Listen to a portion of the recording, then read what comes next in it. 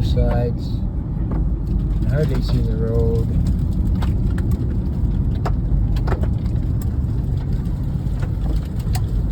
So hot.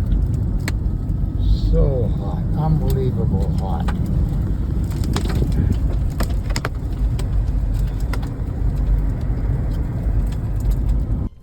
I get a little bit emotional. I really love this community. I've been here 50 years, and I tell you, it's one of the greatest places in the world to live.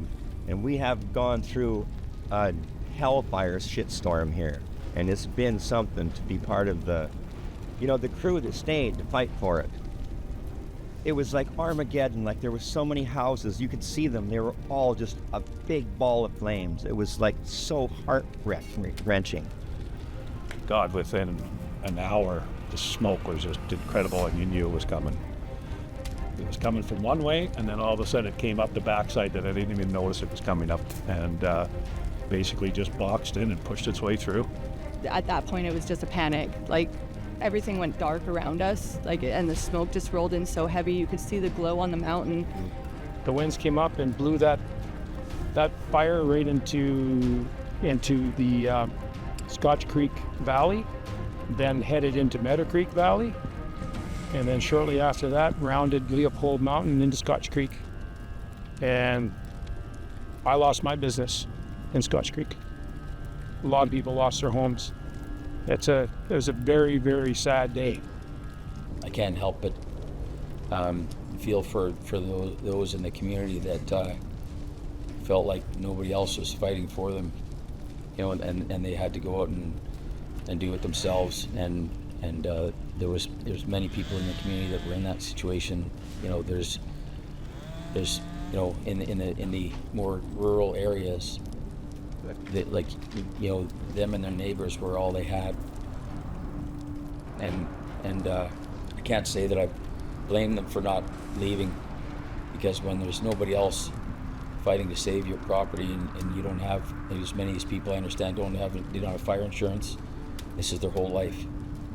How do you justify not being there to fight for your own property? Like, not only is this our primary residence and a lot of the people in the valley, but this is our livelihood. These are people's businesses. Like, these properties, this is their source of income. Yeah, and to think that they were stopping people across the lake from bringing in just necessity supplies, fuel for our generators, food to keep the workers, fed. We're going to starve you out, or you're criminals. We're going to fine you. If you leave your property, you'll go to jail. Those were terrible things to be bringing up to people that are here working. We're not criminals. We're not rebels. I've never been a rebel in my life. It was weird because, we're heroes by day and criminals by night.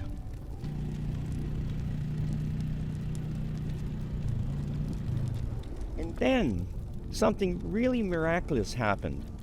All the locals and businesses of Chase and Kamloops and the people that were evacuated found out what we were doing. And they started sending us supplies. And it was one of the most beautiful things you'd ever see. Boats would come in, and they'd have gas and food and sandwiches and just thoughtful things for us. And we'd unload it at the dock and haul it up, and people would drive in here, and it'd be, what do you need? They need gas, they need diesel, they need anything. And it'd be right out the door. No, we didn't ask. If you looked like a firefighter and we had something you needed, you got it. And it was out of here, and the next truck would come in. And that went on for days. And it was times I did cry, because I was so gratified. And I'm so happy to be part of this whole thing. Had we all followed the evacuation order, I wouldn't be sitting in front of this here right now. It would have been all definitely destroyed and gone. Many of the houses on my street, or pretty much all of them, would have been gone.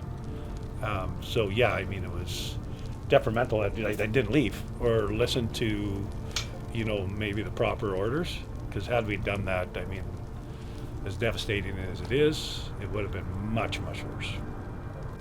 The real heroes in this story are the members of the community that stayed to fight for their property and for their neighbors' property, and people that didn't give up. The locals were actually a lot more organized than anybody else. They knew the country, they knew where to go, they knew which way the fire was heading, they knew where they had to be to stop this fire, where they had to go to, cut these blocks down to make sure that we could get a fire guard up and have the fire guard up in time without putting other people in danger. So, like I say, without the locals and, a couple prominent families that know the lay of the land, they're 5-6 generations strong here. Without those guys, it would have been a different story. Yeah.